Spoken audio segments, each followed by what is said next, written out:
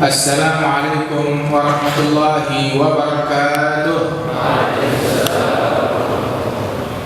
Alhamdulillah, wassalatu wassalamu ala sayyidina Rasulillah Sayyidina Muhammad bin Abdullah wa ala alihi wa sahbihi wa mawalah, amma ba'du. Saudara-saudara yang dimuliakan oleh Allah Ta'ala, malam hari ini kita berkumpul. Di mana gerangan kita berkumpul malam hari ini? Di mana kita berkumpul? Di masjid apa namanya? Masjid Sayyidina Mu'adz bin Jabal.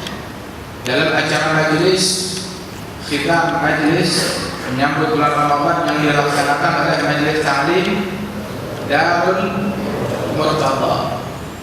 Apa hubungan Darul Murtadha dengan Sayyidina Mu'adz bin Jabal? Sayyidina Mu'adz bin Jabal adalah seseorang yang diridhai oleh Allah. Dahulu Rasulullah SAW berkata kepada Sayyidina Mu'adz bin Jabal. Rasul berkata kepada Sayyidina Mu'adz, "Ya Mu'adz, inni uhibbuk." Wahai Mu'adz, sesungguhnya saya, kata Nabi, saya cinta kepada engkau. Maka bagaimana Mu'adz tidak dicintai dan diridhai oleh Allah apabila Rasulullah telah ridha dan telah cinta kepada Sayyidina Mu'adz radhiyallahu anhu arba.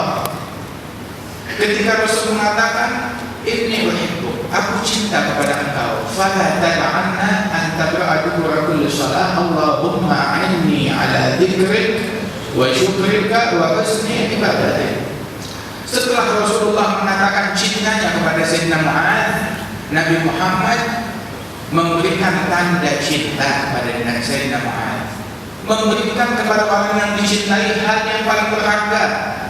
Hendaknya engkau baca setiap selepas sembahyang 5 waktu, baca Allahumma a'inni ala dzikrik wa syukrik wa husni ibadatik. Ya Allah, bantulah aku di dalam berzikir kepadamu, di dalam bersyukur kepadamu, di dalam beribadat kepada engkau dengan sebaik-baiknya.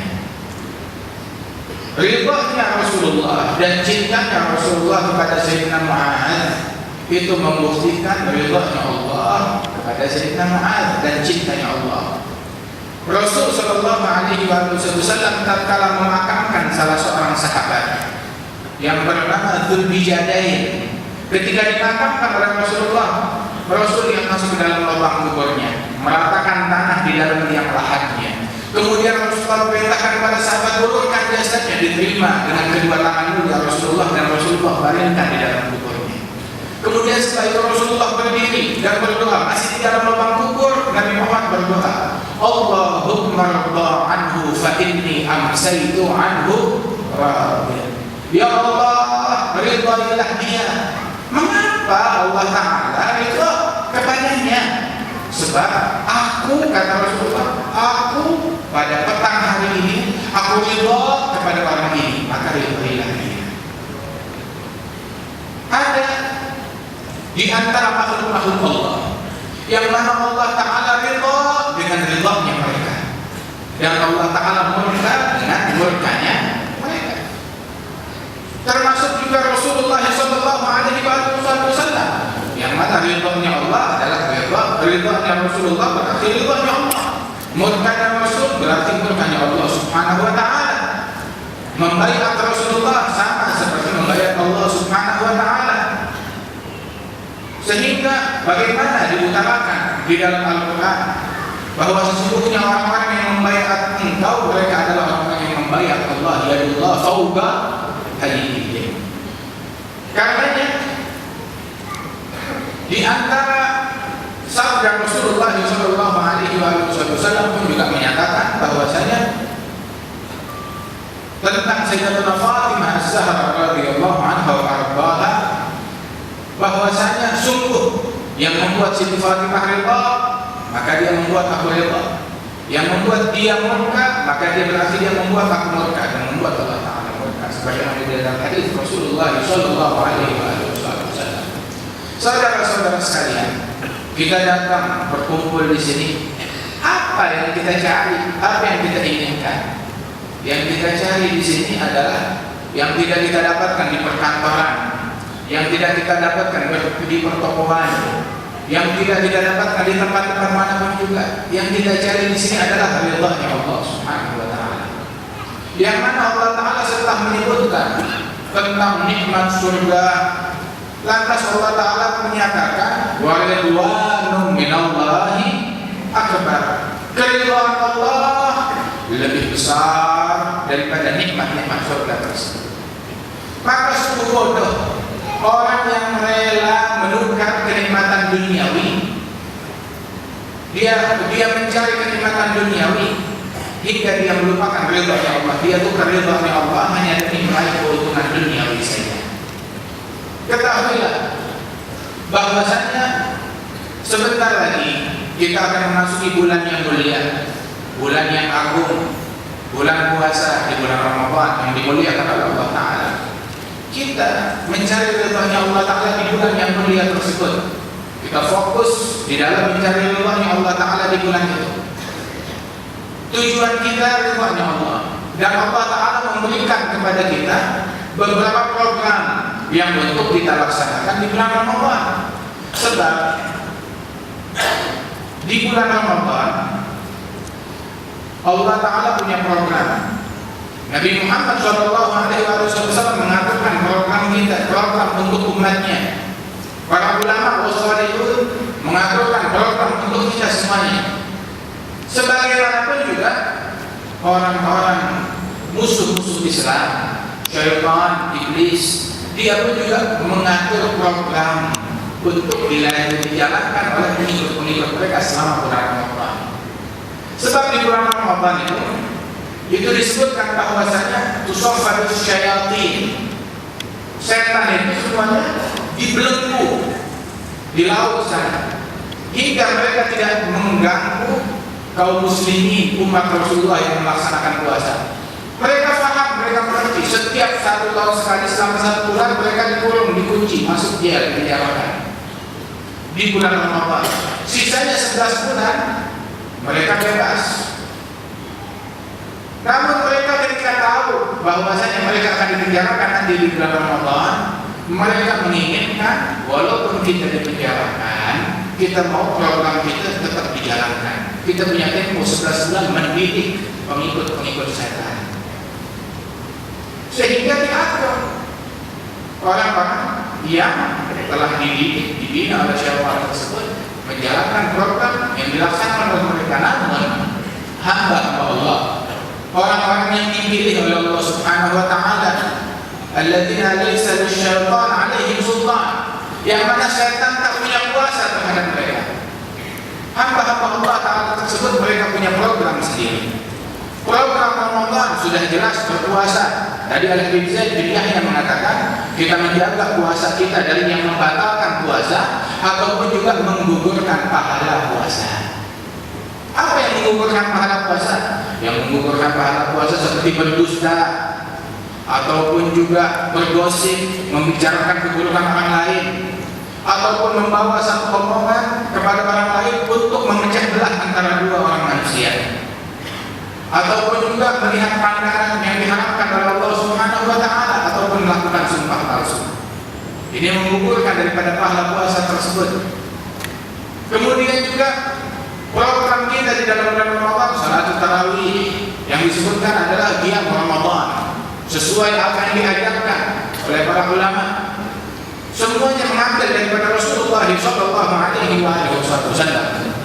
Kemudian juga program Ramadan yang utama pun juga adalah di dalam bersedekah, di dalam berinfak, dan yang utama pun juga di dalam membaca Al-Quran. Syahrul Ramadan alladzi unzila fihi Al-Quran, yang di dalamnya di bulan Ramadan itu diturunkan Al-Quran. Semuanya ini adalah saling berkaitan satu sama lain. Puasa, qiyam Ramadan, kemudian juga berinfak, bersedekah, membaca Al-Quran, semuanya berkaitan. Sayyidina Abdullah bin Abbas radhiyallahu anhu warḍah, beliau mengatakan kana sallallahu alaihi wasallam ajwadan nas wa kana ajwad ma yakun bi Ramadan hina ya'tihi Jibril fayudarisul Quran. Rasulullah adalah orang yang paling dermawan, gemar memberi bersedekah. Dan beliau paling dermawan terutama kalau sudah bulan Ramadan. Banyak bersedekah, jauh lebih banyak daripada biasanya. Ada apa bulan Ramadan? Malaikat Jibril datang kepada Rasulullah bertadarus Quran dengan Nabi Muhammad. Seolah-olah disyaratkan yang menyebabkan Rasulullah di bulan Ramadan semakin giat bersedekah karena turunnya malaikat Jibril. Yang membuat Rasulullah bulan Ramadan semakin giat bersedekah karena semakin banyak bertadarus Al-Quran. Artinya seseorang tatkala hubungan dia dengan Allah Ta'ala baik, maka dia akan gemar memberikan manfaat kepada manusia lainnya. Lantas Ibn Abbas menutup hadisnya dengan mengatakan, la Rasulullah azwad bil khair min ahlihi mursalah. Sungguh Rasulullah di dalam kedermawanannya lebih dermawan, lebih banyak dalam memberi daripada angin yang berhembus dengan demikian banyaknya. Saudara-saudara sekalian, Rasulullah SAW memberikan contoh kepada kita untuk berinfak, untuk bersedekah di luar bulan Ramadan, apalagi di bulan Ramadan. Bahkan kita diajak untuk memberikan iftar, berbuka puasa, mengajak orang lain ikut berbuka puasa, memberikan makan kepada orang lain. Nabi Muhammad SAW bersabda di dalam hadis bahwasanya orang yang memberikan kepada orang lain sedekah untuk dia berbuka puasa, memberikan buka puasa kepada orang lain, iftar bagi orang lain, tahjud bagi orang lain, maka dia mendapatkan pahala seperti yang didapatkan oleh orang yang puasa tersebut tanpa mengurangi pahala dari orang itu. Rasulullah SAW beliau pun juga memberikan teladan dalam diri beliau dan juga dalam diri keluarga beliau. Disebutkan bahwasanya Sayyidina Husain bin Ali bin Abi Thalib sakit. Tatkala sakit, bernadar Al-Imam Ali bin Abi Thalib dan Sayyidatuna Fatimah. Mereka nadar kalau Husain sembuh, kita mau puasa. Sayyidina Hasan juga bilang, kalau adik saya sembuh, saya mau puasa. Sayyidina Husain bilang, saya juga mau ikut puasa. Mereka nadar semuanya. Ketika disembuhkan oleh Allah Ta'ala, semuanya puasa. Tatkala hari pertama mereka puasa nadar, udah siapkan makanan untuk berbuka puasa, maka tiba-tiba ada yang mengetuk pintu rumah mereka. Siapa? Bilang, kita adalah orang miskin, lama tidak makan, kelaparan, maka minta makan, diberikan makanan untuk mereka berpuasa, diberikan kepada orang miskin. Kemudian mereka siapkan lagi untuk berbuka puasa, sudah siap, sudah menantikan makanan tersebut. Tahu-tahu datang seorang yatim, bilang, siapa? Kita yatim, kita lapar, perlu makanan, beri kita makan. Diberikan makanan buka puasa semuanya untuk si yatim tersebut. Tidak lama lagi kemudian sudah mereka siapkan lagi, ini yang terakhir yang mereka punya. Sudah akan mereka makan, sudah dekat waktu maghrib, tiba-tiba ada yang mengetuk pintu rumah mereka, ditanya, siapa? Asir. Apa itu asir? Tawanan perang.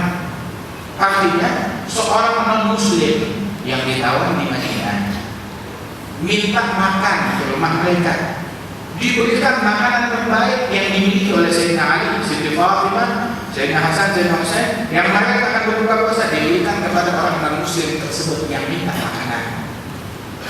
Ambil untuk mereka, sehingga mereka berpuasa namun tidak ada makanan yang mereka makan kecuali hanya air putih saja, air untuk mereka minum, berbuka puasa dengan itu saja yang mereka punya. Allah Ta'ala berfirman di dalam Al-Quran, wa yut'imuna at-ta'am ala hubbihi miskinan wa yatiman wa asira. Mereka memberikan makanan yang mereka sedang nantikan.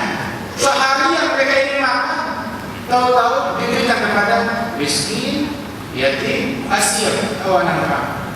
Innama nut'imukum liwajhillah, kami kasih makan kalian karena Allah, la nuridu minkum jazaa'an wala syukura, inna nakhafu min rabbina yawman 'abusan qamtarira faradahullahu syarra dzalikal yawm wa la tu'ahum nadratan wa surura. Allah Ta'ala berikan kegembiraan kepada mereka dan Allah Ta'ala abadikan kisah dan kejadian mereka di dalam Al-Quran. yang diwahyukan kepada Nabi Muhammad sallallahu alaihi wasallam. Lihat, mereka memberikan makan, kebiasaan mereka Ahlul Bait, keluarganya Rasulullah gemar memberikan makan kepada orang lain yang miskin, yang yatim, dan mereka tidak peduli selama memberikan manfaat dan makanan kepada siapapun. Bahkan yang non-muslim pun juga mereka berikan makan. Sampai seperti itu. Daripada perangai mereka memberikan manfaat dan tidak mencelakakan atau mengganggu orang lain.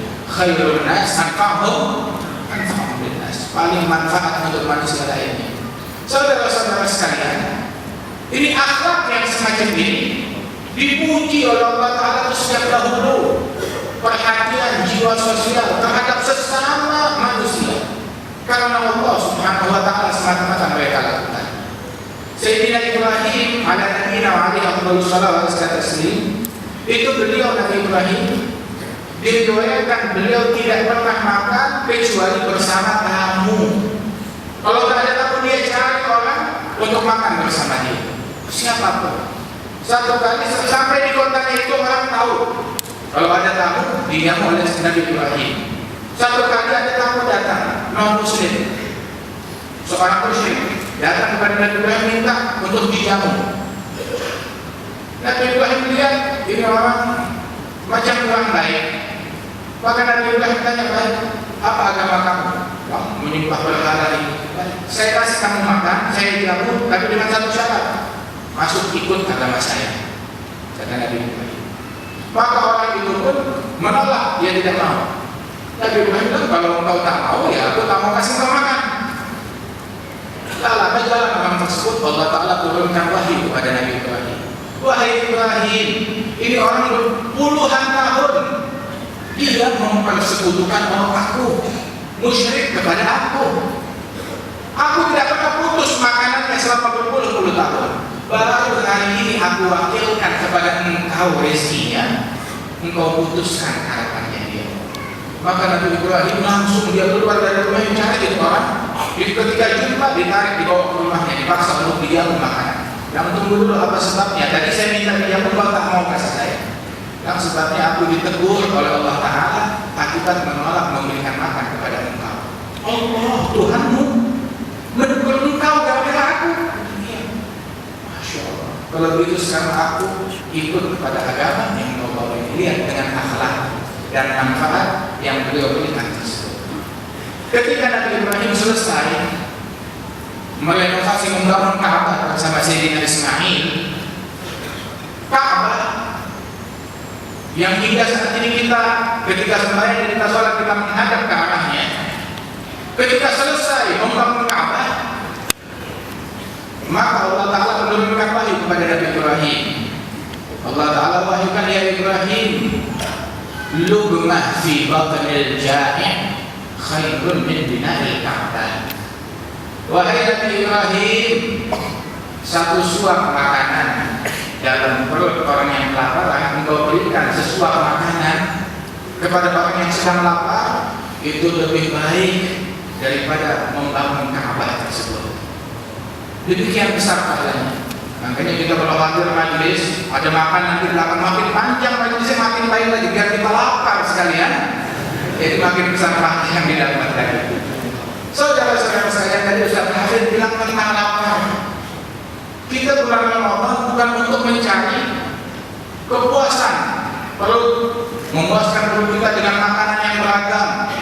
Orang sekarang kalau dia bicara tentang Ramadan, nggak tahu kalau di sini kebiasaannya apa bulan Ramadan, tapi kalau di Jakarta sana bulan Ramadan tuh harus ada apa namanya? Harus ada ketimun suri, harus ada buah belewa, harus ada kolak, harus ada manisan ini, manisan itu, kelapa muda, macam-macam semuanya. Padahal yang dicari dari bulan Ramadan ini pengaruhnya itu didapat dari lapar. Sehingga banyak para ulama yang memang di bulan Ramadan ini yang dia cari adalah lapar. Al-Imam Muhammad bin Hasan Jamaluddin, seorang wali besar, ulama besar yang hidup di masanya sangat ratusan tahun yang lampau, itu diriwayatkan beliau adalah orang yang gemar membaca Al-Quran. Kalau dia sudah baca Al-Quran Al-Quran, dia lupa dengan sekelilingnya. Dia menikmati bacaan Al-Quran. Siang, malam, dia baca Al-Quran. Disebut Jamalul Lail. Tahu apa Jamalul Lail? Itu Jamal itu unta, Lail malam, unta malam. Kenapa? Sebab kalau malam hari itu dia giat di dalam bertadarus Al-Quran, baca Al-Quran, dia tahajud. Itu bagaikan unta yang kuat, yang semangat dalam bekerja, dalam menempuh perjalanan. Itu beliau ini berkata, diriwayatkan dalam riwayatnya, beliau tidak mau membaca Al-Quran di siang hari bulan Ramadan. Ditanya, kenapa engkau tidak mau membaca Al-Quran di siang hari bulan Ramadan? Dia bilang, Quran saya jadikan waktunya pada malam hari, bukan siang. Siang saya ganti bacaan Al-Quran dengan zikir lainnya. Saya jadikan Al-Quran khusus pada malam hari. Ditanya mengapa? Apa sebabnya? Bukankah kau gemar membaca Al-Quran siang dan malam? Betul. Masalahnya saya punya problem satu. Problem saya apabila sudah membaca Al-Quran, saya tidak merasakan lapar ataupun haus. Sedangkan saya puasa Ramadan, saya ingin mendapatkan laparnya, ingin mendapatkan hausnya, ingin mendapatkan penatnya, letihnya dari puasa. Itu pengaruh puasa yang ingin saya dapatkan. Kalau saya membaca Al-Quran di siang hari, saya tidak rasa lapar, saya tidak rasa haus. Jadi saya tunda pembacaan Al-Quran saya pada malam hari. Tatkala maghrib baru saya mulai baca Al-Quran. Namun siang saya isi waktu saya dengan zikir kepada Allah Subhanahu wa taala. Dan ucapan ini bukan hanya dengan lisan beliau, tetapi orang-orang yang dekat dengan beliau, keluarganya dan murid-muridnya berkata, kita kalau sudah mendengar bacaan Al-Imam Muhammad bin Hasan Jamalul Lail, dia membaca Al-Quran, kita yang dekat dari dia seolah-olah mencium dari mulutnya itu seperti harumnya susu dan madu. Sampai yang dekat di sekelilingnya pun mencium daripada harumnya susu dan madu tatkala dia membaca Al-Quran. Sampai disebutkan kalau sudah masuk bulan Ramadan, itu kerap kali dia mengurung dirinya di dalam kamar. Keluarganya pun juga ketika mengirimkan makanan untuk berbuka, mengirimkan dia di waktu maghrib 1 keping roti gandum setiap hari. Kemudian ketika di akhir bulan Ramadan, ketika malam Idul Fitr, baru dia keluar dari kamar tersebut, maka keluarganya baru diizinkan untuk membersihkan kamar. Didapati itu keping makanan itu masih lengkap, ada 30 atau terkadang kurang 1 atau 2 keping saja. Sisanya makan dari mana? Allah Ta'ala berikan kekuatan di dalam membaca Al-Quran dan kelezatan di dalam membaca Al-Quran. Saudara-saudara sekalian, Al-Imam Syafi'i radhiyallahu anhu itu apabila di bulan Ramadan disebutkan beliau menghatamkan Al-Quran siang 1 kali khatam, malam 1 kali khatam. Jadi kalau Ramadan 30 hari, maka dia menghatamkan Al-Quran sebanyak 60 kali. Nah tinggal kita nih, jamaah majelis taklim Darul Murtabak, berapa kali kita akan menghatamkan? Kita berapa kita akan menghatamkan Al-Quran? 30 setengahnya, atau 10, atau 6 kali, atau 5 kali, atau 4 kali, atau 3 kali. Jangan kurang dari 1 kali kita tidak menghatamkan Al-Quran di bulan Ramadan. Kita bisa lakukan, mampu melakukannya apabila kita niat bersungguh-sungguh dalam melaksanakan hal tersebut. Sebab Al-Imam Junaid beliau mengatakan, man fataha ala nafsihi baban niyyah hasanah fatahallahu alaihi sab'in min abwabi taufiq. Barang siapa yang bukakan untuk dirinya, dia buka untuk dari dirinya itu 1 pintu niat kebaikan, dia sudah niat berbuat baik, maka Allah Ta'ala bukakan bagi orang tersebut 70 pintu taufik yang membantu dia di dalam mewujudkan apa yang dia niatkan. Dan sungguh tatkala kita di majelis ini bulan Sya'ban, akhir Sya'ban, kita sudah meniatkan nanti Ramadan saya mau hantarkan bulan sekian, bulan Ramadan saya mau puasa, jaga diri dari hal yang membatalkan puasa ataupun menggugurkan pahala puasa. Bulan Ramadan saya tidak akan meluputkan atau meninggalkan sholat tarawih. Bulan Ramadan saya akan selalu sholat berjamaah. Bulan Ramadan saya akan bersedekah setiap hari. Apabila kita berniat semacam ini, maka ditulis niat tersebut oleh Allah Subhanahu wa taala. Sebagaimana di dalam hadis, Allah taala menulis pahala bagi orang-orang yang beriman. Sudah ditulis pahala Ramadan sebelum masuknya bulan Ramadan dengan berkat niat yang mereka lakukan, yang mereka pasang niat tersebut dari sekarang. Saudara-saudara sekalian, banyak orang apabila dia diajak untuk sholat, ayo dia semangat. Untuk hadir pengajian, ayo dia mau. Namun apabila diajak untuk urusan mengeluarkan harta di jalan Allah, berat sekali, sulit, susah diajak bersedekah. Sedangkan disebutkan di dalam hadis qudsi, Ibnu Adam, unfik alaik, wahai anak Adam, bersedekahlah, berinfaklah, niscaya aku berinfak untukmu, aku berikan kepada engkau. Nabi Muhammad bersabda di dalam hadis, la yanqusul mal min sadaqah, tidak akan kurang harta yang disedekahkan di jalan Allah. Bal yazdad, bahkan bertambah harta tersebut. Jangan takut miskin. Tak kala kita berinfak, bersedekah, terutama sekarang ini masanya di mana banyak orang kesusahan di bulan Ramadan, di mana pahala digandakan oleh Allah Taala. Amalan yang fardu dilipat gandakan menjadi 70 kali lipat. Amalan yang sunnah dilipat gandakan hingga pahalanya menyamai amalan yang fardu. Itu di bulan Ramadan. Tatkala kita bersedekah, berapa banyak pahala yang kita dapatkan dari Allah Jalla Jalaluhu wa Ta'ala. Sehingga banyak di antara para ulama, selain mereka memiliki ilmu yang luas, kewalian yang tinggi, namun mereka pun juga orang yang memiliki jiwa sosial, artinya penderma.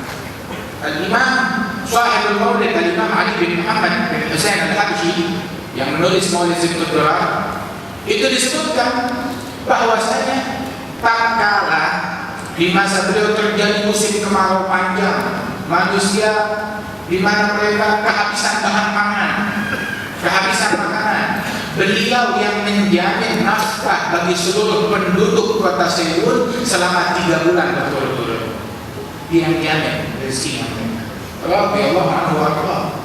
Datuknya Al-Habib Ali Zainal Abidin, Al-Imam Syekh Abi Bakar bin Salim, itu disebutkan setiap hari dia siapkan jamuan makanan antara 700 sampai 1000 porsi makanan untuk tamu-tamu dan fakir miskin yang datang kepada dia. Kesedihan, tiap hari paling tidak ada sesuatu yang kita infakkan, walaupun hanya sedikit. Namun apabila diterima oleh Allah Ta'ala, maka itu tidaklah sedikit. Karena saudara-saudara sekalian, bulan yang agung, bulan yang mulia, mudah-mudahan menjadi Ramadan yang paling berkah kepada kita sekalian, dan jadikan kita sebagai orang-orang yang bertakwa, yang menyadari akan tugas dan tanggung jawabnya hidup di dunia ini. Allah Ta'ala jadikan Ramadan yang paling manis bagi kita, Ramadan yang paling lezat bagi kita. Allah Ta'ala berikan taufik hingga kita dapat memakmurkannya dengan hal-hal yang diridhai oleh Allah Subhanahu wa Ta'ala. Kita doakan para guru-guru kita, ya wabil khusus sahibul majlis Al-Habib Ali Zainal Abidin, dan juga ayah beliau Al-Habib Bakar, dan juga seluruh para guru-guru kita, Syekh Hafizuddin, Habib Zaid bin Yahya, dan juga Ustaz Hafid, dan seluruh para guru-guru kita. Allah Ta'ala berikan kesehatan, afiat, dan keberkahan, dan Allah Ta'ala memberikan taufik kepada kita sekalian di bulan yang mulia. Allahumma ya man wafaqa ahlal khair lil khair wa a'anahum alaihi wafiqna lil khair wa a'inna alaihi birahmatika ya arhamar rahimin. Ij'al jam'ana hadha jam'an marhuman wa farqana min ba'dihi tafarruqan ma'suman wa la taj'al fina wa la minna wa la ma'ana shadidan wa la mahruman. Wa sallallahu ala sayyidina Muhammad an-nabiyyi wa ala alihi wa sahbihi wa sallam. Walhamdulillahi rabbil alamin. Wassalamu alaikum warahmatullahi wabarakatuh.